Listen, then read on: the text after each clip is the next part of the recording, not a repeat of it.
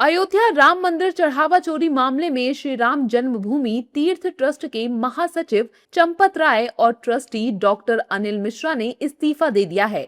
सूत्रों के मुताबिक मंदिर निर्माण प्रभारी गोपाल राव को भी मंदिर की व्यवस्था से बाहर कर दिया गया है। जानकारी के मुताबिक चंपत राय के पास पूरे मंदिर की जिम्मेदारी थी।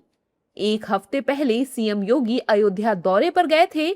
उस वक्त चंपत को उनके दौरे से दूर रखा गया था। तभी से ये सुगबुगाहट थी कि उन्हें हटाया जा सकता है। सूत्रों के मुताबिक अब ट्रस्ट का पुनर्गठन किया जाएगा। इस मामले पर संतों की प्रतिक्रियाएं आ रही हैं, सुनिए। चंपत राय जी ने जो इस्तीफा दिया है वो नैतिकता की वजह से दिया है। वैसा मेरा जो मानना है, मैं भी राम मंदिर से काफ़ी जुड़ा हुआ हूँ और मेरा ये मानना है कि नीचे के लोगों ने घोटाले किए हैं, उससे चंपत राय जी का कोई विशेष है, क्योंकि चंपत राय जी अपने आप में निर्विवाद व्यक्ति हैं, ईमानदार व्यक्ति हैं और नीचे का व्यक्ति क्या कर रहा है उसके लिए कोई किसी का अंदर का नहीं जानता कि व्यक्ति कैसा है। इंदिरा गांधी की हत्या इंदिरा गांधी के सुरक्षा गार्डों ने कर दी थी, तो उसका क्या मतलब है? ये इंदिरा गांधी की उसमें गलती है? गार्डों ने कर, तो व्यक्ति क्या है, उसकी मनस्थिति क्या चल रही है, उसका किसी को क्या पता चले? हम लोग आश्रम वाले हैं, आश्रम में कर्मचारी रहते हैं, वो कर्मचारी क्या कर रहा है हमको इसके लिए बहुत ज़्यादा अंदर तो किसी को कोई बैठा नहीं है। देखिए, राम मंदिर में विगत कई दिनों से इस प्रकार से चर्चाएं चल रही हैं और ये बहुत बड़ा आघात हुआ था हिंदू जनमानस की आस्था के साथ। करोड़ों हिंदुओं के साथ जिस प्रकार से छल किया गया, हर व्यक्ति उस समय में 500 वर्षों संघर्ष कर रहा था। लाखों लोग बलिदान दे चुके और वहाँ चंदा चोरी हुआ, दुर्भाग्यपूर्ण है। दूसरा, चंपत राय जी ने जो इस्तीफा दिया है वो दिया, अच्छा किया, उनको पहले ही देना चाहिए। जब आप ट्रस्ट के महासचिव थे, ट्रस्ट का संचालन कर रहे थे, तो क्या आपको कोई सूचना नहीं थी इस प्रकार की गतिविधियां हो रही हैं?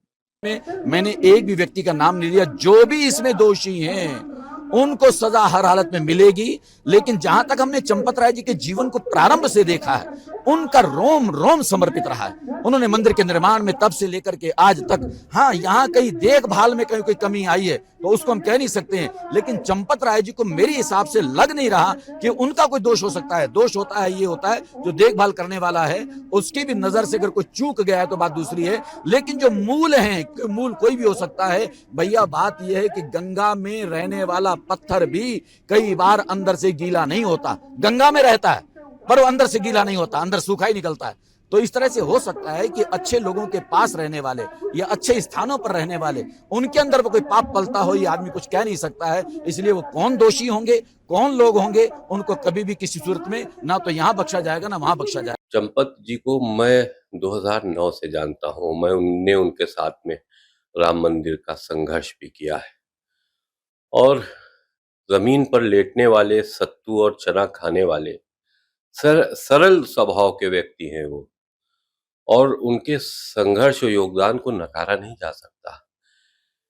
हाँ, ये बात जरूर है कि कुछ लोगों ने उनका विश्वास तोड़कर और गले से कुछ चोरी की है, तो वो इतना बड़ा इशू नहीं था जिसको सरकार विरोधी पार्टियों ने बना दिया सिर्फ राम मंदिर को बदनाम करने के लिए। लेकिन ये सब सारी जिम्मेदारी कौन है? जो ट्रस्ट में बैठे हुए जिम्मेदार लोग थे, उनकी गैर जिम्मेदाराना कारण उन्होंने अपना इस्तीफा दिया है और निश्चित रूप से उनको इस्तीफा ही देना चाहिए था और इनके ऊपर भी कार्रवाई होनी चाहिए कि आपके रहते हुए इस प्रकार का घटना कैसे घटा, आप क्या कर रहे थे, इतनों दिनों से आप क्या देख रहे थे। तो उन्होंने इस्तीफा दिया है, तो मैं इसके लिए साधुवाद देता हूं। लेकिन एसआईटी टीम पूर्ण रूपेण इन ट्रस्ट के पदाधिकारियों का भी पूरा जांच करके दूध का दूध पानी का पानी करे और जो भी दोषी पाए जाए उसके ऊपर कार्रवाई की जाए।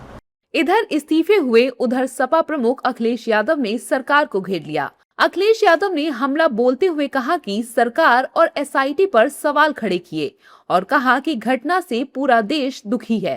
ये जो खबरें आई हैं और जो जानकारी सूचनाएं मिल गई और सरकार को झुक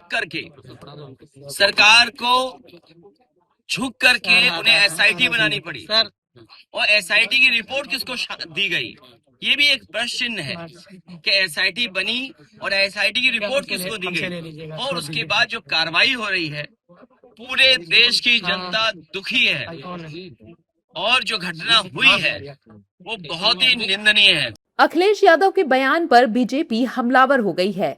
बीजेपी कह रही है राम भक्तों पर गोली चलवाने वाले राम मंदिर के चढ़ावा चोरी पर राजनीति ना ही करें तो अच्छा होगा।